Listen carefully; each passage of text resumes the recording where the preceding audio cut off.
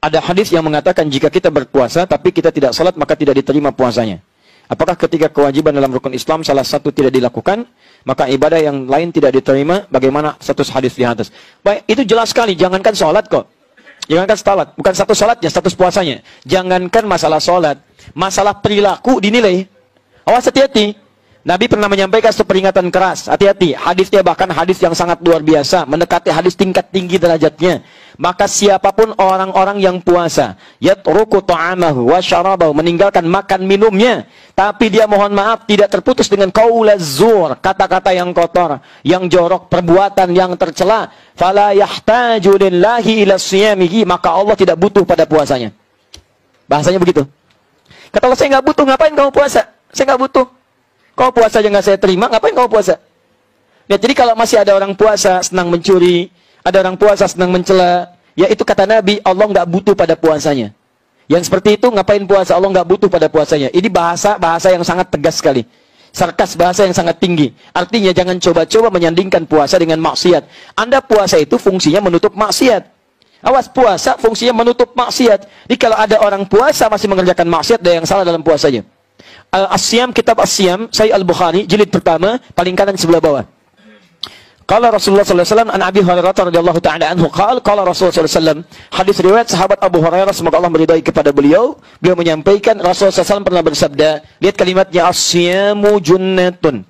Puasa yang benar itu akan memberikan perisai dari kemaksiatan. Jadi kalau orang benar puasanya, maka dia punya perisai dari yang buruk, yang kotor, yang tidak baik dibuang. Fala yarfuth, la-nya nahi, larangan. Maka orang puasa tidak boleh mengerjakan yang kotor.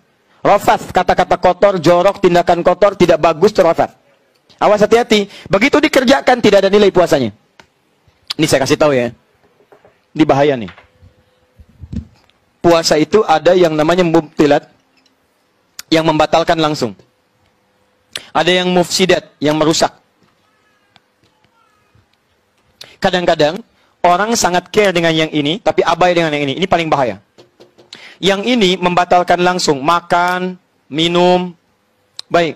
Kumur-kumur membatalkan tidak? Tidak. Tapi kalau kumur-kumur pakai sirup, batal puasa. Ini ya. Telan misalnya kan. Nah ini batal. Jelas. Selesai. Yang ini nih yang nggak kadang-kadang nggak disadari. Merusak. Gibah. Mencela. Ini merusak dan mengurangi peluang pahala puasa. Lihat, kalau ini 100%, Anda misalnya makan, ya, ini batal puasa, jelas hilang 100. Yang ini yang bahaya. Misal, gibah, 50% pahala hilang. Mencela, 50% hilang. Menuduh, 50% lagi. Awas hati-hati. Awas hati-hati. Setelah itu misalnya, mohon maaf, berdusta, 25% misal. 50 100 tambah 75 minus 75. Anda bukan cuma kehilangan puasanya, tapi Anda menghadirkan dosa 75%.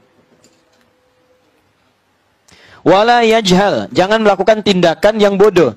Yajhal itu bisa maksiat, ya, dari kata jahala, orang berbuat maksiat disebut jahala. Quran surah keempat An-Nisa ayat 17 sampai 18-nya. Innamat taubatu 'ala Allahi lil ladzina ya'maluna su'an bijahalatin. Banyak orang bermaksiat pengen tobat karena mengerjakan perbuatan salah, jahalah. Jahalah itu jenisnya dua. Ya, jenisnya dua. Yang pertama karena tidak tahu. Dia tidak tahu kalau menikmati gosip itu dosa. Tidak tahu, diberitahu, kamu tinggalkan. Itu jahalah. Yang kedua, sudah tahu salah, dikerjakan. Ya, awas hati-hati, es batu ditiupin. Ya, jadi sudah tahu salah, dikerjakan sama dia. Mohon maaf, itu gosip salah. Memang salah tahu, tapi dinikmati. Itu jahalah namanya. Yang kedua, jahalah itu artinya tidak terkait dengan maksiat yang tidak diketahui, tapi perbuatan dosa sih enggak. Cuman menurunkan kehormatan sehingga menyebabkan orang lain berdosa. Misal, Fikri berapa tahun kemarin usianya? 7 tahun. Dia punya sepeda, misalnya sepeda Fikri, sepeda 7 tahun. Tiba-tiba bapaknya, Pak Teddy, pakai sepedanya Fikri. Keliling hamba pakai sepeda Fikri, tik belakang. Orang dosa sih enggak, cuman orang heran, itu siapa? Gitu kan? Atau ada orang kakek usia 70 tahun misalnya, pakai sepeda cucunya yang 5 tahun, keliling komplek. Dosa sih enggak, cuman orang pada bergibah, itu siapa? Iya ya, nggak ada kerjaan, ya, atau memang kerjaannya itu, atau kurang sehat mungkin ya.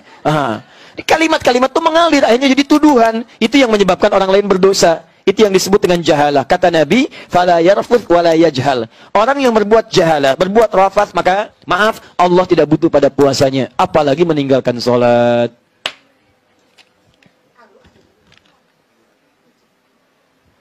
Ada yang memang masih berpendapat puasanya tetap sah, tapi tidak ada pahalanya.